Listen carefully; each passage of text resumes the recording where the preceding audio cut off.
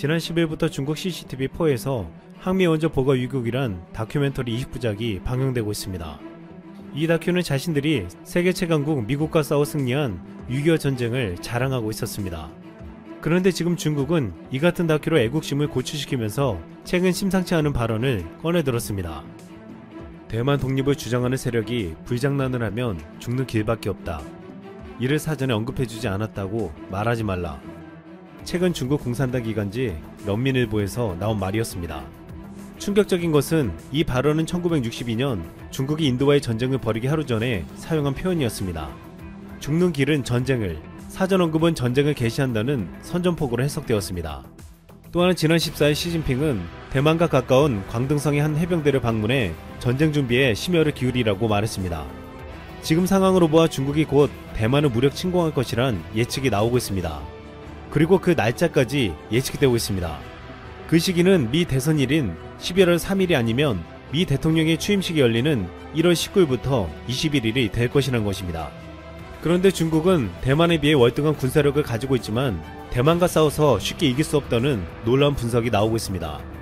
중국은 대만에 없는 항공모함을 가지고 있고 대만에는 한 대도 없는 450대의 폭격기가 있습니다. 이외에도 육해공군 전력에서 대만에 압도적으로 우세합니다. 그럼에도 중국이 대만을 치려면 넘어야 할 큰 장애물이 있습니다. 길이가 약 400km, 너비 150에서 200km에 달하는 자연방벽, 즉 대만 해협입니다. 이를 넘어 공격한다는 것은 결코 쉽지 않습니다. 더욱이 타이안 섬은 불침 항모라는 별칭이 있을 정도로 대만군은 탄탄한 방어태세를 갖추고 있습니다. 그리고 대만은 중국이 침략하면 초반에 버티다가 미국의 지원을 받겠다는 전략을 세우고 있습니다. 그런데 지난 9월 마잉주 대만 전 총통의 발언에 대만 전역이 들썩였습니다. 중국과 대만 사이에서 실제 전쟁이 일어나면 미국이 대만을 도울 가능성이 낮다는 것입니다. 그는 현재 미국 국민들 사이에 대만을 돕겠다는 의지가 강하지 않고 거리는 너무 멀다며 미국의 항공모함은 노화되어 가고 있고 지난 20여 년간 중국 공산당은 전력으로 대한 미사일을 개발했다고 지적했습니다. 하지만 이런 주장은 그의 의견일 뿐 지금 미국은 중국이 대만을 치면 가만히 있지 않겠다고 큰소리치고 있습니다. CNN에 따르면 미국은 최근 미 해군 군함의 대만 해협 통과, 대만에 대한 안전보장 약속 공개, 미국 고위급 인사의 대만 방문 등 다양한 형태로 대만에 대한 강력한 지지를 표명하고 있다고 했습니다. 또한 미국은 대만이 당하면 참전할 수 있는 명분을 법으로도 만들어 놓았습니다. 미국은 1979년 중국과 수교하면서 미국 대만 상위 방위 조약을 폐기하고 대만 주둔 미군을 철수시켰습니다. 그러나 미국은 대만을 떠나면서 대만 관계법이란 장치를 만들어 놨습니다. 이 법에 따르면 대만 국민의 안전이나 사회 경제 체제를 위협할 수 있는 어떤 힘의 수단이나 다른 형태의 강압에 대해 미국이 저항할 수 있는 능력을 유지한다고 명시되어 있습니다. 중국은 최근 남중국해에서 항해의 자유작전을 펼치는 미국 해군의 항모전단을 향해 항모킬러 미사일로 항공모함을 침몰시킬 수 있다고 협박한 바 있습니다. 그러자 미 해군 전무가 브라이언 맥그레스 소장은 미국 항공모함을 공격하는 것이 그들의 목표라면 신의 분노가 그들에게 내려올 것이라는 사실을 알아야 한다고 경고했습니다. 군사 전문가들은 이 중국의 미사일이 2000km 넘는 거리에서 움직이는 미국 항모를 명중하는 것은 불가능하다고 했습니다.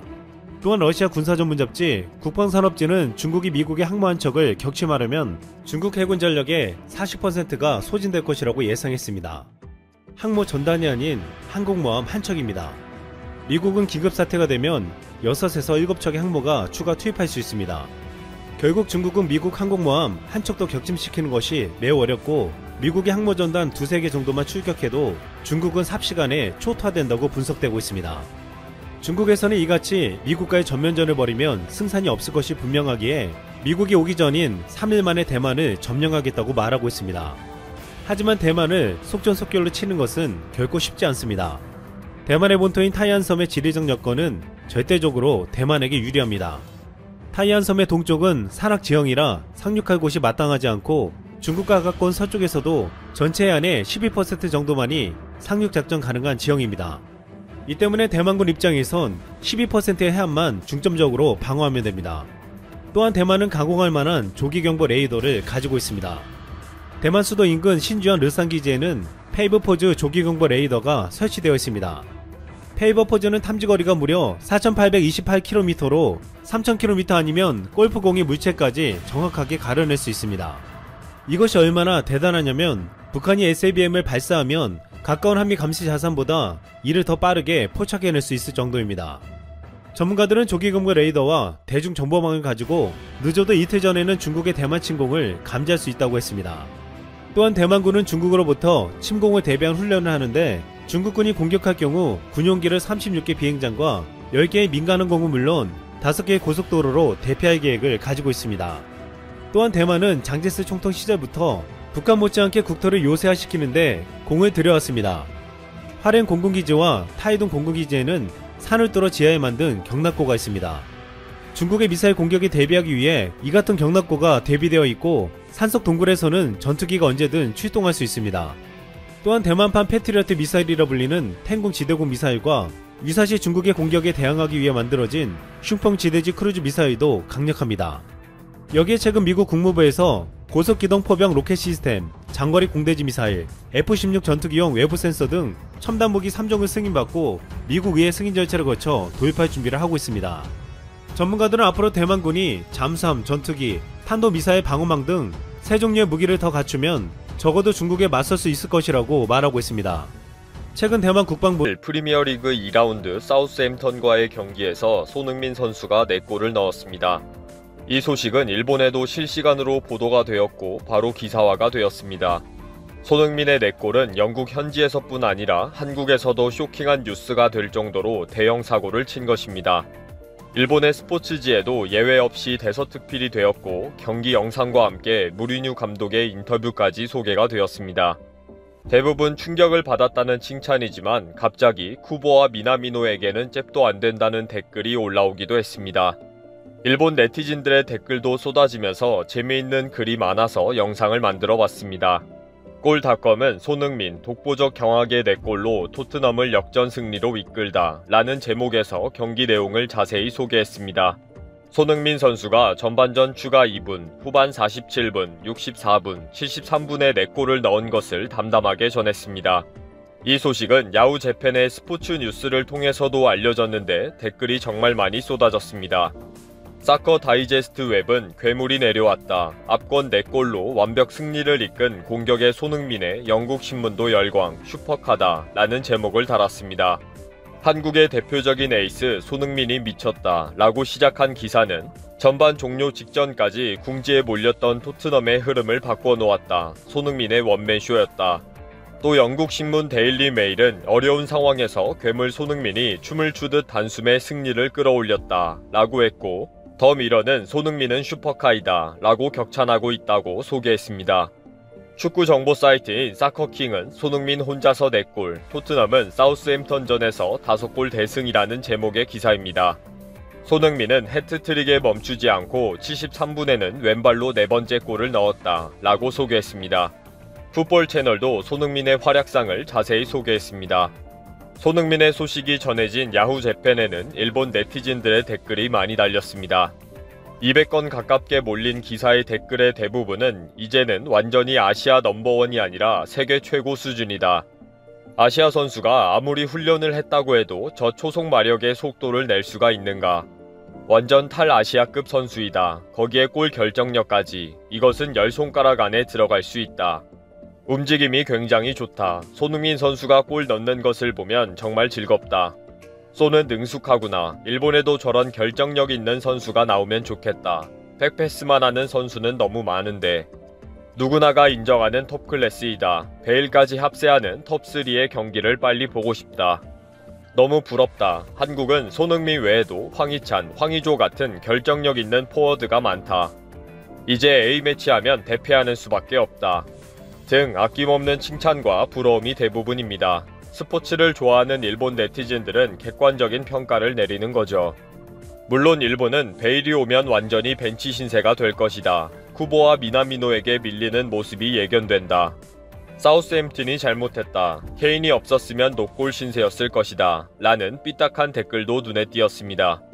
댓글 중에서 가장 첫 번째로 지지받은 댓글은 논쟁이 되고 있습니다. 일부 일본인들은 쿠보와 미나미노가 손흥민보다 위라고 생각하는 것 같다. 신기하네. 손흥민은 레버쿠젠 시절부터 아시아 최고의 골잡이였고 지금은 세계적인 수준인데 무슨 근거로 그렇게 주장하는지 이해가 안 된다. 라는 글에는 요와 시로요가 경쟁이 붙을 정도입니다.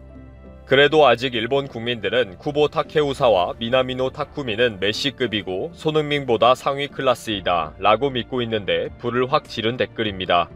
쿠보 타케우사 선수는 2001년생이며 만 18세가 되던 해에 스페인 레알 마드리드 팀으로 이적을 했습니다. 일본은 대대적으로 일본의 메시라면서 보도를 하고 축포를 올린 선수입니다. 그런데 바로 레알 마르요카 팀에 임대되었다가 1년 후에 다시 비아레알 팀으로 임대되는 신세가 된 선수입니다. 그런데도 일본에서는 마르요카의 동료 선수가 쿠보를 메시와 비슷하다 라고 말했다고 계속 기사화하고 있습니다.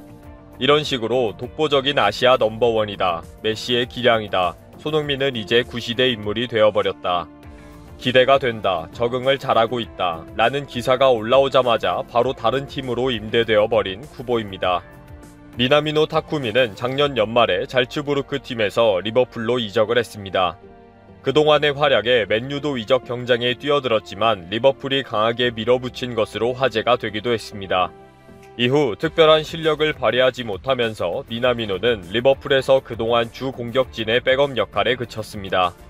그런데 어제 포르투갈 국가대표 공격수 디오고 조타가 영입으로 이적되면서 경쟁에서 완전 밀리게 되었습니다. 일본 풋볼존은 오늘 리버풀의 완전체 11명의 새로운 포진을 선보였다. 그러나 미나미노의 이름은 보이지 않고 있다 라는 절망적인 보도를 했습니다.